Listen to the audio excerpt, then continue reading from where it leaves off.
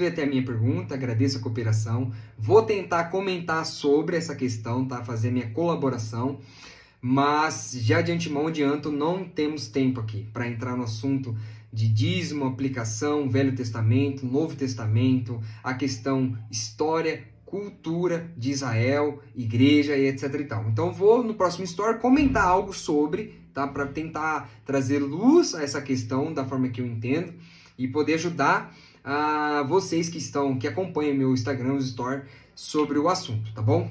Então vamos lá, pessoal, rapidinho aqui, porque a gente não tem muito tempo. Malaquias, o último livro ali escrito no Antigo Testamento, é o livro de transição, né, entre o Antigo e o Novo Testamento, Malaquias e Mateus.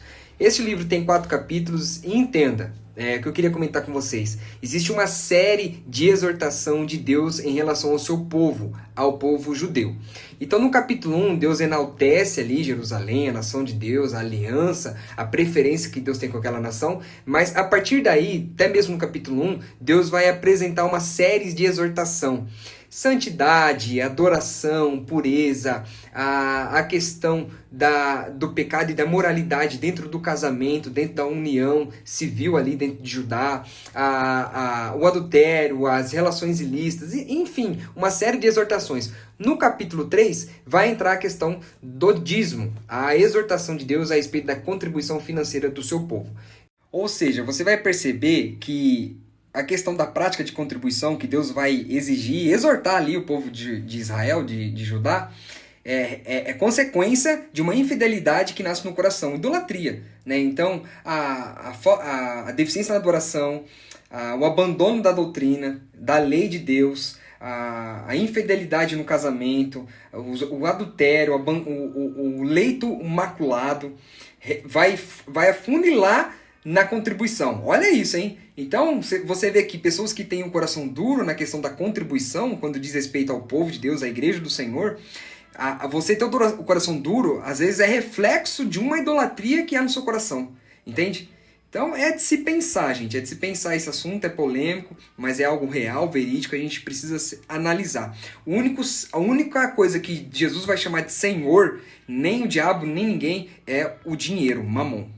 Então a questão do dízimo, propriamente dita, né? Eu, Diego, e também como pastor da Família Expressão do Amor, nós não adotamos ou não acreditamos na prática do dízimo na questão da lei, na aplicação neotestamentária. O que nós acreditamos e aplicamos, tanto eu na minha vida particular como na vida da igreja, é o princípio, né, da adoração na contribuição financeira.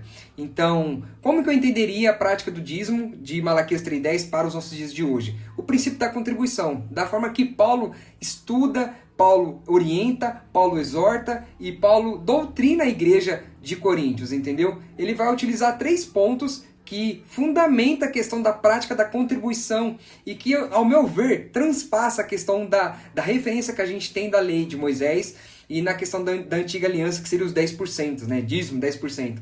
No Novo Testamento, acredito que essa barreira ela é rompida através de um coração generoso. Quais são os princípios que Paulo nos apresenta nas Escrituras no Novo Testamento? Vida de igreja. Primeiro princípio, constância. 1 Coríntios 16:1. Segundo princípio, proporcionalidade, ou seja, constância, ato de contribuir, proporcional. Ser justo nas nossas ofertas e contribuições. 2 Coríntios 8:11. E generosidade, ou seja, o ato de contribuir com alegria no Senhor, sabendo que a nossa renda vem em primeira instância, fruto do nosso Deus sobre as nossas vidas. 2 Coríntios capítulo 9, versículo 7. Então esses 3 princípios, eu abordo isso na minha vida prática, na minha vida pessoal, na vida da igreja, como um ato de contribuição. Então, no Novo Testamento, gente, eu não acredito que deve ser barrado nos 10%. Se você quer usar a lei, né, mosaica, a aplicação velho-testamentária dos 10%, ok, uma referência. Mas no Novo Testamento, a gente deve transpassar isso, passar essa barreira com um ato de generosidade. Então, eu ia comentar, então você pode ver até na plantação da igreja, né, na igreja primitiva, ali em Atos, livro histórico do Novo Testamento, como eram as ofertas, contribuições dos irmãos naquele tempo, sabe? Eles não davam 10%, picavam o cartão e iam embora para casa, entendeu? Eles davam, contribuíam, davam terrenos, davam casas, patrimônios, e tudo era comum entre eles, entendeu? Então eu acredito muito que a oferta, a contribuição financeira, diz muito sobre o espírito de comunhão que nós temos.